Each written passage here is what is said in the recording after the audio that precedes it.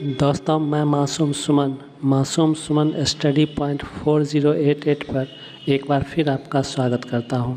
दोस्तों, आज हम देखेंगे प्राचीन भारत के इतिहास का महामैराथन पार्ट 1। देखते हैं इसके पहले सवाल को। पहला सवाल है, इतिहास को सुविधाजनक बनाने हेतु इसे कितने कालखंडों में विभाजित किया गया है? इसका आंसर होगा 3 कालखंडों में। अब देखेंगे दूसरे सवाल को। दूसरा सवाल है, मानव सभ्यता का वह कालखंड जिसका कोई लिखित विवरण नहीं है क्या कहलाता है? इसका आंसर होगा प्रागैतिहासिक काल। अब देखेंगे तीसरे सवाल को। तीसरा सवाल है, मानव सभ्यता का वह कालखंड जिसका लिखित विवरण तो है पर उसे पढ़ा नहीं जा सका है क्या कहलाता है? इसका आंसर होगा आद्य ऐतिहासिक काल। अब देखेंगे चौथे सवाल को।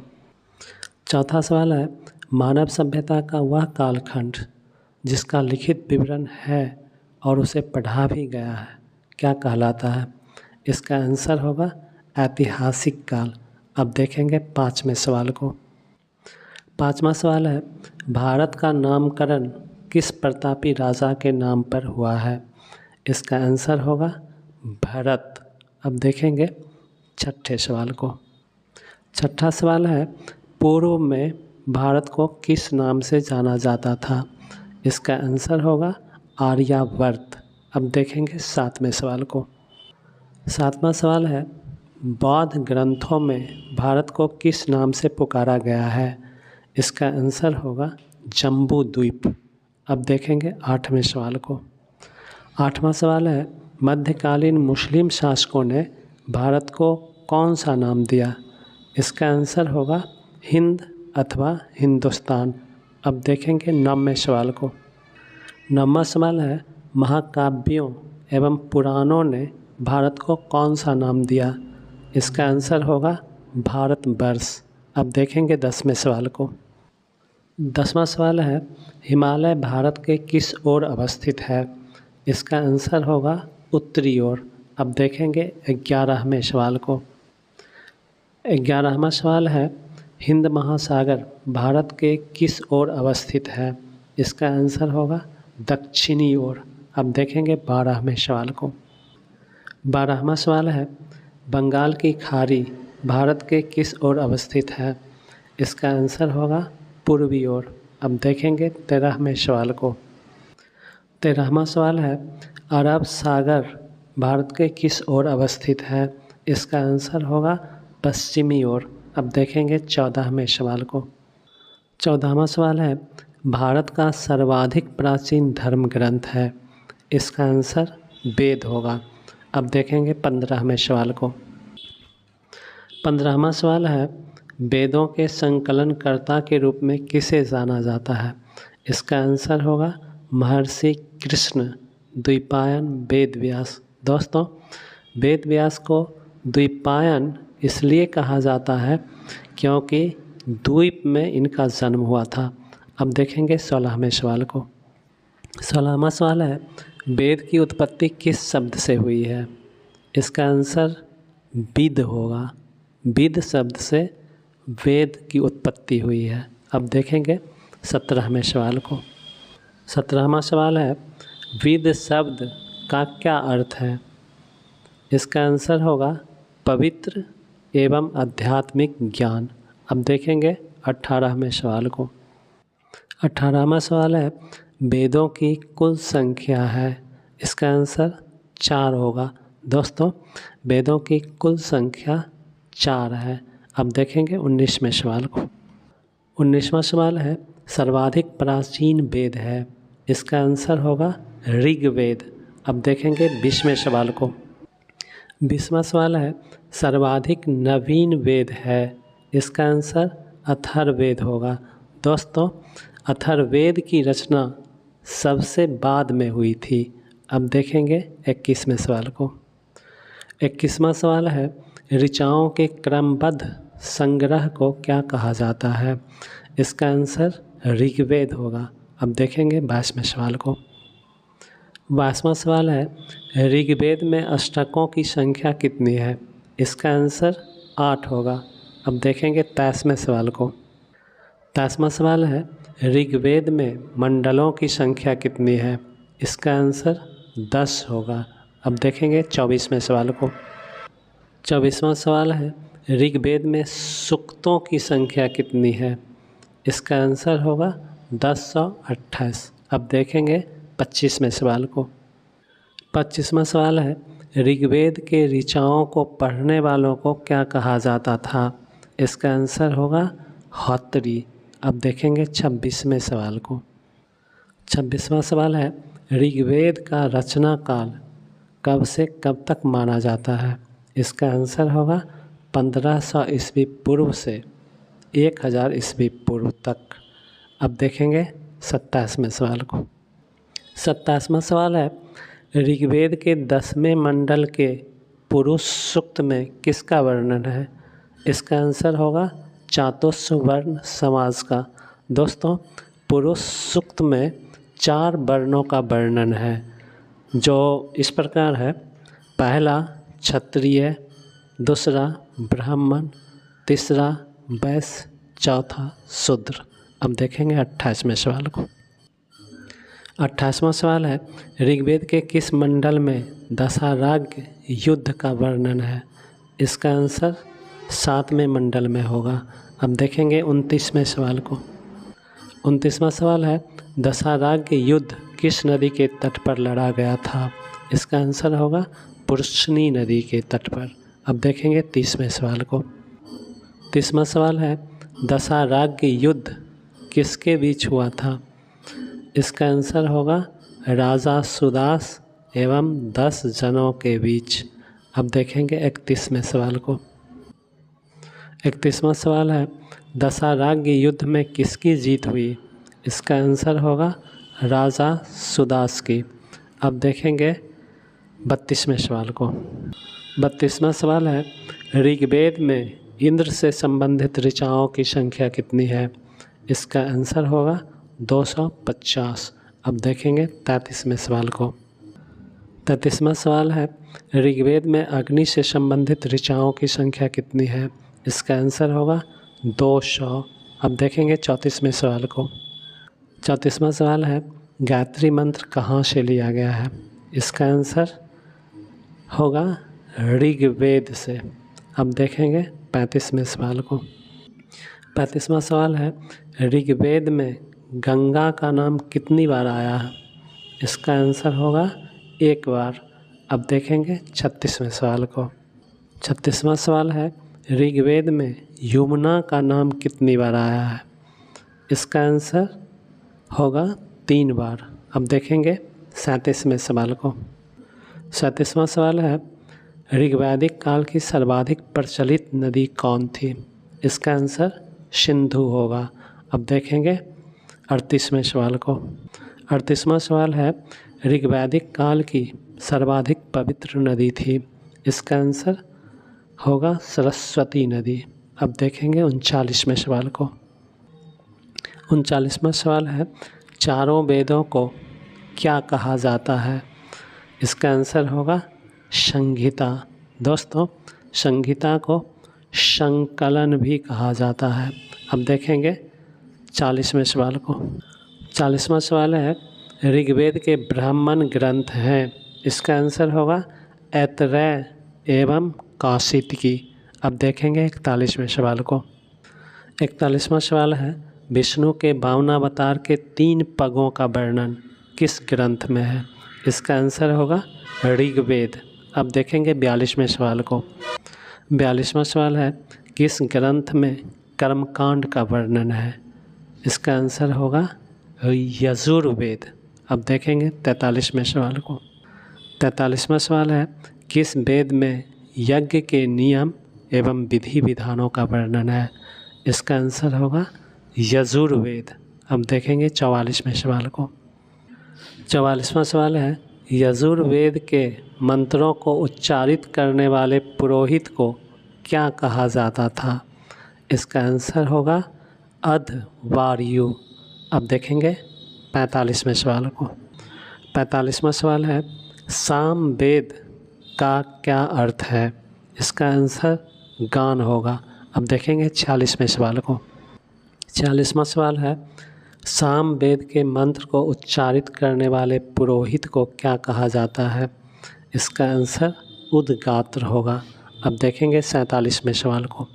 47वां सवाल है, किस वेद को भारतीय संगीत का जनक कहा जाता है? इसका आंसर होगा साम वेद। अब देखेंगे 48वें सवाल को। 48वां सवाल है, अथर्ववेद का यह नाम क्यों पड़ा? इसका आंसर होगा अथर्वा ऋषि द्वारा रचित होने के कारण। दोस्तों, अथर्वा ऋषि ने अथर्ववेद की रचना की थी, जिस कारण उसका नाम अथर्ववेद पड़ा। अब देखेंगे 49वें सवाल को। 49वां सवाल है, अथर्वांगिरस एवं भेषण वेद किस वेद को कहा जाता है? इसका आंसर अथर्ववेद होगा। अब देखेंगे 50वें सवाल को। 50वां सवाल है, किस वेद में जादू टोना का वर्णन है? इसका आंसर अथर्ववेद होगा। अब देखेंगे 51वें सवाल को।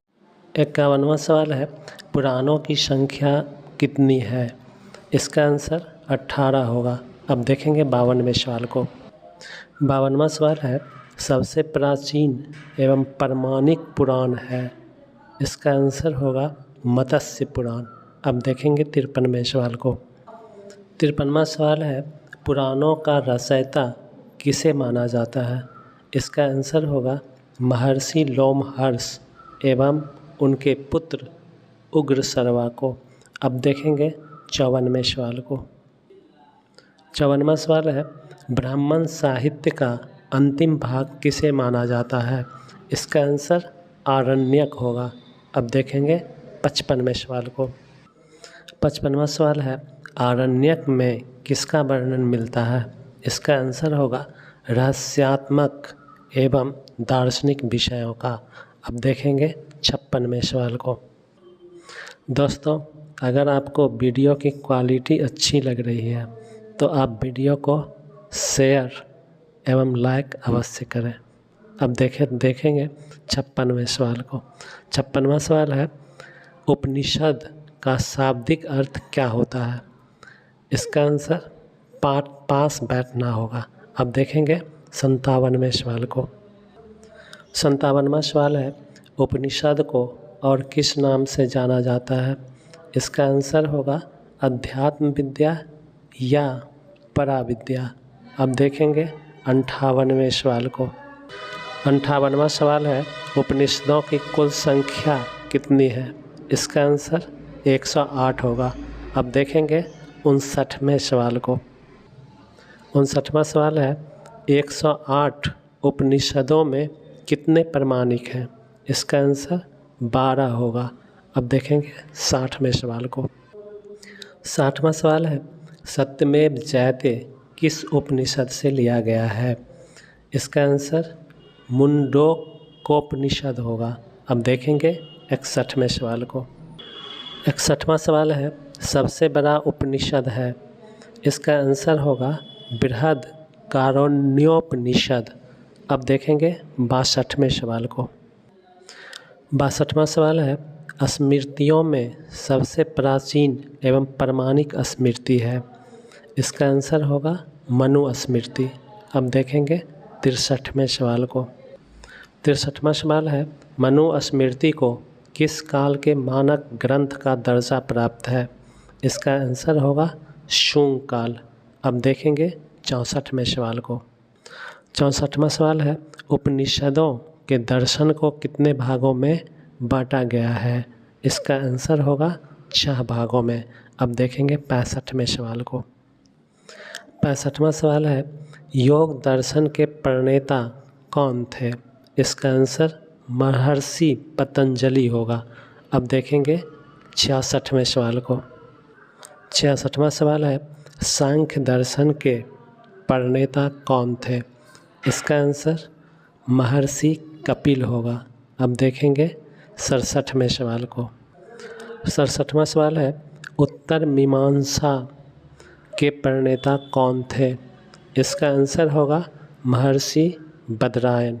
अब देखेंगे 68वें सवाल को। 68वां सवाल है, वैशेषिक दर्शन के प्रणेता कौन थे? इसका आंसर होगा महर्षि कणाद। अब देखेंगे 69वें सवाल को। 69वां सवाल है, पूर्व मीमांसा के प्रणेता कौन थे? इसका आंसर जैमिनी होगा। अब देखेंगे 70वें सवाल को। 70वां सवाल है, न्याय दर्शन के प्रणेता कौन थे? इसका आंसर होगा महर्षि गौतम। अब देखेंगे 71वें सवाल को। 71वां सवाल है, अष्टाध्यायी नामक पुस्तक की रचना किसने की थी? इसका आंसर होगा पाणिनि। अब देखेंगे 72वें सवाल को। 72वां सवाल है, आयुर्वेद किसका उपवेद है? इसका आंसर होगा ऋग्वेद। अब देखेंगे 73वें सवाल को। 73वां सवाल है, गंधर्व वेद किसका उपवेद है? इसका आंसर होगा सामवेद। अब देखेंगे 74वें सवाल को। 74वां सवाल है, धनुर्वेद किसका उपवेद है? इसका आंसर होगा यजुर्वेद। अब देखेंगे 75वें सवाल को। 75वां सवाल है, शिल्प वेद किसका उपवेद है? इसका आंसर होगा अथर्ववेद का। अब देखेंगे 76वें सवाल को। 76वां सवाल है, रामायण किस भाषा में लिखी गई है? इसका आंसर होगा संस्कृत भाषा में। अब देखेंगे 77वें सवाल को। 77वां सवाल है, रामायण के रचयिता कौन हैं? इसका आंसर वाल्मीकि होगा। अब देखेंगे 78वें सवाल को। 78वां सवाल है, रामायण की रचना कब हुई थी? इसका आंसर होगा 5वीं सदी में। अब देखेंगे 79वें सवाल को। 79वां सवाल है, रामायण को और किस नाम से जाना जाता है? इसका आंसर होगा चतुर्विंशति सहस्त्री संहिता। अब देखेंगे अगले सवाल को। अगला सवाल है, महाभारत के रचयिता कौन है? इसका आंसर होगा महर्षि वेदव्यास। अब देखेंगे अगले सवाल को। अगला सवाल है, महाभारत की रचना कब हुई? इसका आंसर होगा 400 ईस्वी पूर्व में। अब देखेंगे अगले सवाल को। अगला सवाल है, महाभारत को और किस नाम से जाना जाता है? इसका आंसर होगा जय संहिता। अब देखेंगे अगले सवाल को। अगला सवाल है, बौद्धों का सबसे प्राचीन ग्रंथ है? इसका आंसर होगा त्रिपिटक। अब देखेंगे अगले सवाल को। अगला सवाल है, किस बौद्ध संगीति में सुत्त पिटक एवं विनय पिटक की रचना हुई?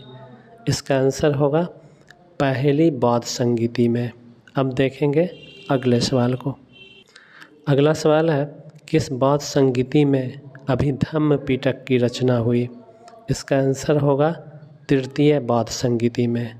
अब देखेंगे अगले सवाल को। अगला सवाल है, किस पिटक में महात्मा बुद्ध के विचारों एवं उपदेशों का वर्णन है? इसका आंसर होगा सुत्त पिटक में। अब देखेंगे अगले सवाल को। अगला सवाल है, किस पिटक को बौद्ध धर्म का विश्वकोश कहा जाता है? इसका आंसर होगा सुत्त पिटक को। अब देखेंगे अगले सवाल को। अगला सवाल है, किस पिटक में बौद्ध भिक्षुओं से संबंधित अनुशासनों का वर्णन है? इसका आंसर होगा विनय पिटक। अब देखेंगे अगले सवाल को। अगला सवाल है, अभिधम्म पिटक की रचना किस संगीति में हुई? इसका आंसर होगा तीसरी संगीति। अब देखेंगे अगले सवाल को। अगला सवाल है, किस पिटक में बौद्ध दर्शनों की दार्शनिक व्याख्या है? इसका आंसर होगा अभिधम्म पिटक में। अब देखेंगे अगले सवाल को। अगला सवाल है, किस ग्रंथ में बौद्ध गौतम बुद्ध के पूर्व जन्म की कहानियाँ हैं? इसका आंसर होगा जातक। अब देखेंगे अगले सवाल को। अगला सवाल है, किस निकाय में 16 महाजनपदों का वर्णन मिलता है? इसका आंसर होगा अंगुत्तर निकाय में। अब देखेंगे अगले सवाल को। अगला सवाल है, भारत का प्रथम राजनीतिक ग्रंथ है? इसका आंसर अर्थशास्त्र होगा। अब देखेंगे अगले सवाल को। अगला सवाल है, अर्थशास्त्र की रचना किसने की थी? इसका आंसर चाणक्य होगा। अब देखेंगे अगले सवाल को। अगला सवाल है, अर्थशास्त्र को कितने अभिकरणों में बांटा गया है? इसका आंसर होगा 15 अभिकरणों में। अब देखेंगे अगले सवाल को। अगला सवाल है, अर्थशास्त्र को कितने प्रकरणों में बांटा गया है? इसका आंसर होगा 180 प्रकरणों में। अब देखेंगे अगले सवाल को। अगला सवाल है, मुद्रा राक्षस की रचना किसने की थी? इसका आंसर विशाख दत्त होगा। अब देखेंगे अगले सवाल को। अगला सवाल है, कथा सरित सागर किसकी रचना है? इसका आंसर सोमदेव होगा। अब देखेंगे अगले सवाल को। अगला सवाल है, हर्षचरित की रचना किसने की थी? इसका आंसर होगा बाणभट्ट। अब देखेंगे अगले सवाल को। अगला सवाल है, विक्रमांक देवचरित की रचना किसने की थी? इसका आंसर बिल्हन होगा। दोस्तों, ये इस पार्ट का आखिरी सवाल है। अब मुझे दीजिए इजाज़त और आप बने रहिए मासूम सुमन स्टडी पॉइंट 4088 पर। धन्यवाद।